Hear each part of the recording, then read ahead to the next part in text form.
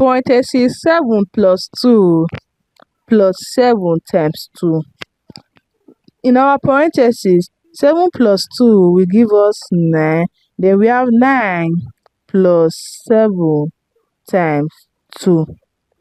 9 plus 7 will give us 16. Then 16 times 2 will give us 32. 32 is the wrong answer to this question because we do not work with the order of operation, which is PEMDAS. In PEMDAS, we have parentheses, exponents, multiplication, division, addition, and subtraction.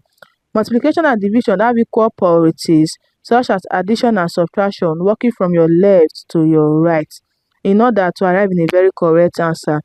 Let us solve the right answer to this question. First of all, we are going to work with our parentheses, which is 7 plus 2. 7 plus 2 will give us 9. Then we have 9 plus 7 times 2. Now we have a multiplication and an addition. We are going to work with our multiplication first because it comes first before addition. 7 times 2 will give us 14. Then we have 9 plus 14. 9 plus 14 is equals to 23.